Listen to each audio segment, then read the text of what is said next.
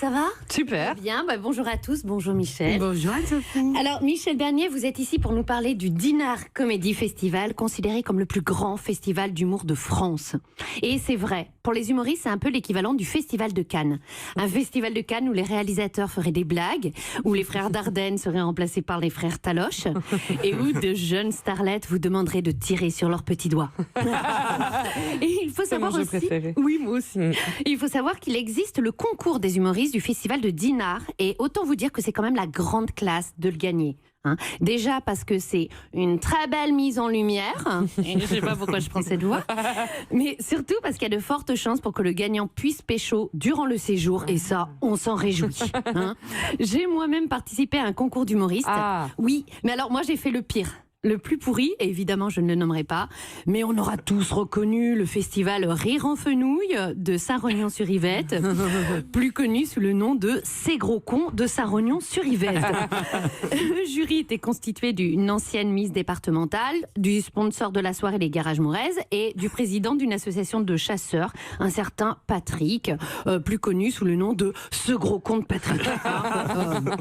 Alors lequel s'était essayé jadis à une carrière d'humour, ou plutôt ce qu'il a appelé toute la soirée de music hall, carrière rapidement avortée à cause d'une sombre histoire de double des clés de la MJC qu'il n'aurait pas rendu, enfin bref. Bon, j'ai pas tout compris à ce que m'a dit Patrick, parce qu'il faut savoir qu'il était quand même très bourré. À moins que ce ne soit moi, je ne sais plus. Non, je n'ai que des bribes de souvenirs, des flashs, une salle communale mal éclairée, et moi en train de faire mon sketch devant 17 personnes qui n'attendent qu'une chose, que je décède. En tout cas, c'est l'impression que j'avais à ce moment-là. Alors évidemment, j'ai perdu le concours. Il faut croire que mon sketch sur une babysitter suicidaire accro à la méthamphétamine n'a pas convaincu. Trop peu concernant, m'a-t-on dit. Alors ça va, c'est pas ma faute si vous n'avez pas eu d'adolescence. Donc suite au concours, on a eu droit au débrief de Patrick, et je vous laisse imaginer le massacre.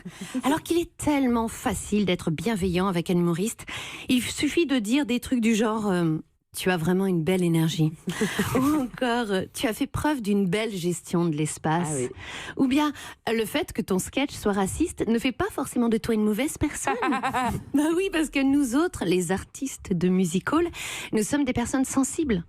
Disons que si tu décides de faire comique, c'est pas grâce à une confiance en toi exacerbée au départ.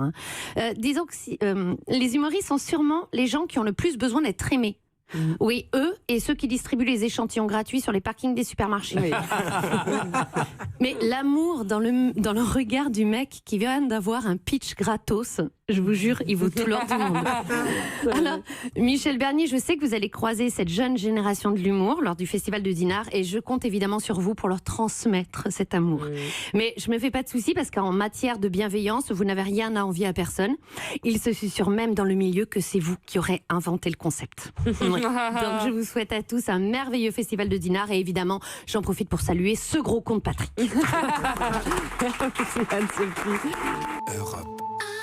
Europe 1.